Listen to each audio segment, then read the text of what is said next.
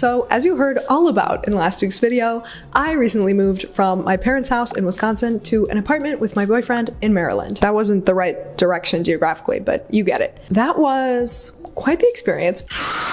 But that's not what we're here to talk about today. Today, I want to show you one last project I did in that house before the move, which is turning what was my bedroom into a guest room. Let's just get into it. So, as you can see, my room before was cute, I liked it, but it was definitely A, quite cluttered by this point, and B, full of cute, trendy, youthful stuff, which was definitely healing my inner child, but not exactly the chic, comfortable, yet minimal vibe I would want for an adult guest room. So it was time to say goodbye to the Pinterest girly vibes and begin the era of the cozy, clean, classic look.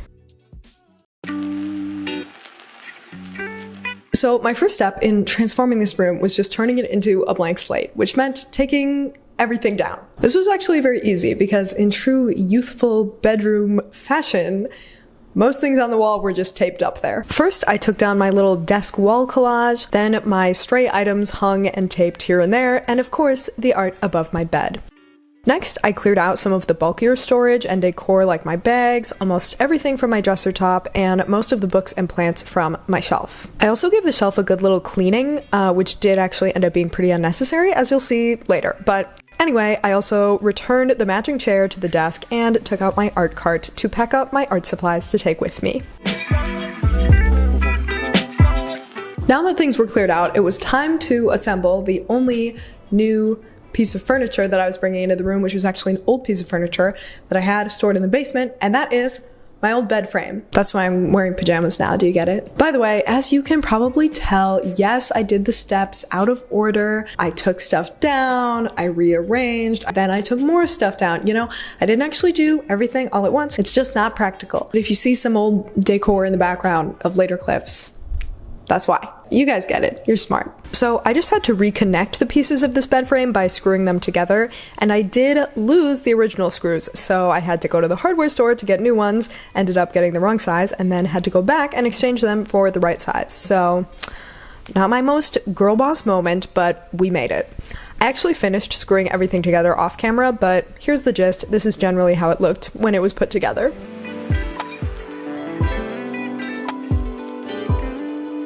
Alright, so once I had the bed frame actually put together with screws, I started rearranging my furniture. And for this corresponding look, I am channeling my inner child because, wow, rearranging a room at age 10? Truly the greatest high you could feel in life, I think. I think this is relatable, right? If you also gained a high that no drug could ever give you from rearranging your room as a child, sound off in the comments, baby. I need to know. Okay, so first I just moved my little accent table to be a bedside table and then moved the mirror and stand out of the way. Then I decided I wanted to try turning the bed to have it against the other wall to the right. So I turned it, and then later that evening, sorry for the weird lighting, but it was nighttime, I slowly but surely scooted over the dresser to the wall across from where it was and pulled my bed into the place where the dresser had been. This took a lot of switching back and forth between furniture, just inching it out of the way until it ended up in its right spot, but we got there. Once the furniture was in those spots, I still didn't like it. It felt too cramped and just not like the most efficient use of space. I had been averse to putting the bed in the corner because it just feels a little more kiddish, whereas adult beds I feel like are just supposed to be open on both sides. But I feel like that's mainly because adults are often sharing a bed with someone else and people need to be able to get out on both sides. But it's very rare that two adults would be sharing this bed in the guest room at my parents' house. So putting it in the corner just made more sense. I did have to shimmy the bookshelf out of the way, which was a little precarious because, as you can see, it is truly falling apart before our very eyes. But eventually we did get the bed to the corner. I gotta say, guys, I really love this setup. I kind of wish I had had it like this the entire year I was living there. It saves so much space. Sitting in your bed right next to the window is so pleasant. I would love to be a guest staying in this guest room. Oh, and then I put my mirror and its stand over in that now empty corner. The next day, I actually moved the bookshelf from this sort of hazardous location by the door out of the room. I decided I didn't need it anymore. And for my final rearrangement, I also turned my desk so it was facing the wall instead, which made the window much more accessible to open and close, and gives the person in the chair much more room to sit or scoot the chair out.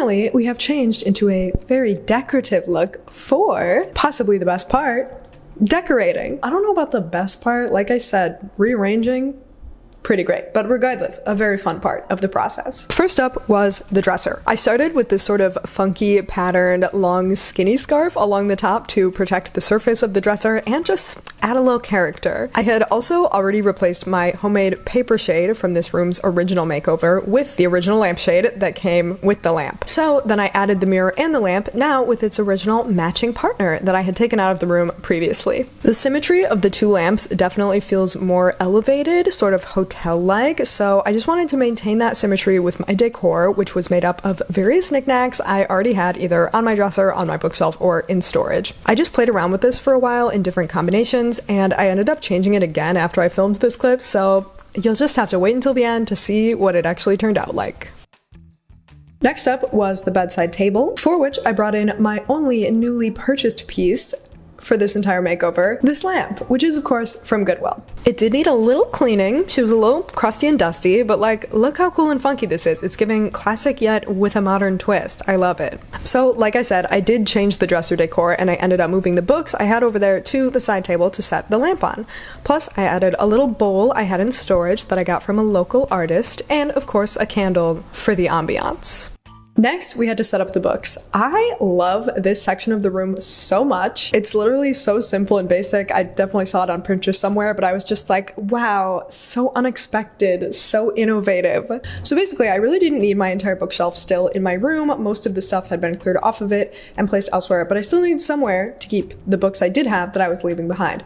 So I figured the perfect spot to set them up was in this little nook right underneath the mirror stand. So I set them up in color-coded order, of course, and added some little decor pieces on top of the stand. But then I realized there weren't enough books to fill the whole space. So I lied earlier about the lamp being the only thing I bought, because while I was at Goodwill buying that, I also bought these bookends to hold the books in place centered under the mirror stand. Finally, I also made up my bed with all new bedding. We've got white sheets, this cozy yellow and gray quilt, and some throw pillows for some fun color and contrast.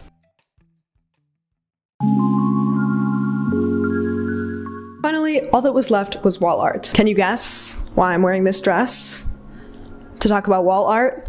It's because I made all the wall art myself, and I also made this dress myself. Here's a video on how, if you want to watch it. Anyway, so because I am an artist and I have a pretty sizable collection of art made by myself and others, my first step when looking for wall art is to look through what I already have. If you're not an artist though, don't worry, I have a tip for you in a second. So looking through my big stack of art at my parents' house, I grabbed these 4 pieces, all of which were made by me. Not on purpose, it just happened to be that way. I chose these because I thought they all had a calm vibe and as a collection felt a little more mature and sophisticated, and I liked that they all went together with either the black and white or blue color scheme. My tip for the non-artists out there is to first just try DIYing something like really simple and abstract. Look up tutorials. Even if you're not an artist, there's definitely art you can make yourself. My second tip is to buy art prints or commissions from artists that you like. You can even buy art prints from me if you want to. See how seamlessly I slipped that in there? Yeah, that's good integration. Anyway, yes, this is my way of telling you I do have an art print shop that has really nice quality prints. And yeah, if you like my art, just check it out. Just check out the shop. You don't have to buy anything, just check it out.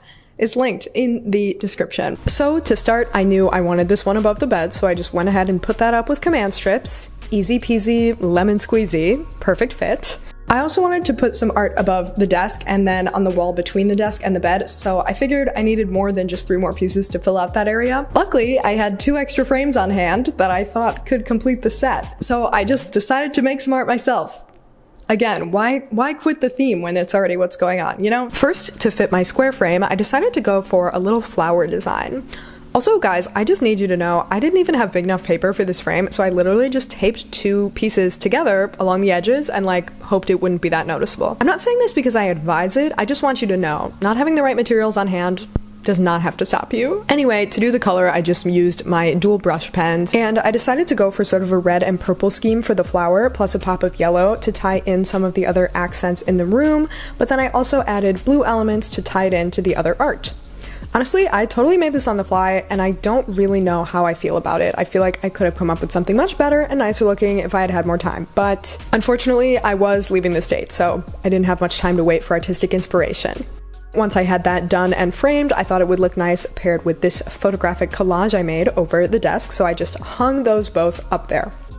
Then finally, for the wall in between, I decided to use the remaining 2 paintings I had, which I filmed very poorly, sorry about that, and then this third frame, which had a sketch in it, but I replaced that with some printed digital art. Honestly, this digital art, also not my finest work. I was rushing and uninspired and trying to tie in the color scheme, but also not be too matchy and also keep a more mature vibe. So I was working with a lot of competing standards, all of which I invented for myself, but still. I like the idea of this simple still life, and I honestly don't hate how it turned out. I just wish I had had more time. Also, again, because of the time constraints, I did just print it out on our family computer printer. So I do hate the print quality, but not much I can do about that. I promise you the prints in my shop are not like this, guys. They're nice. Anyway, feeling meh about this one, but here it is. That's enough negative self-talk for now, I think. Should we move on to the final reveal? Are you ready? Just as a reminder, here's what the room looked like before. Cute, but cluttered and overall giving teenage girl vibes. After being transformed into a calm, classic adult guest bedroom, here is what it looks like now.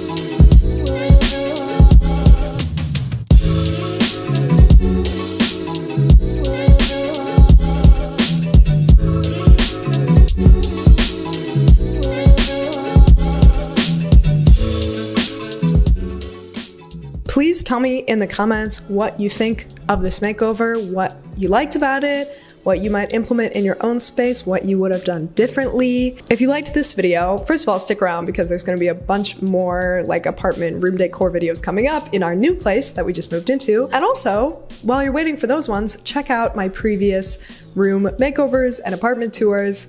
I will link the playlist right here. Oh, also, I heard if you watch another video, send this video on to a friend or a family member who you think might get something out of it. And of course, subscribe to the channel. The next time you are putting together a piece of furniture, you will not lose the screws and then have to go to the store and buy the wrong screws and then have to go to the store again and exchange them for the right screws. All right, thanks for watching. Bye.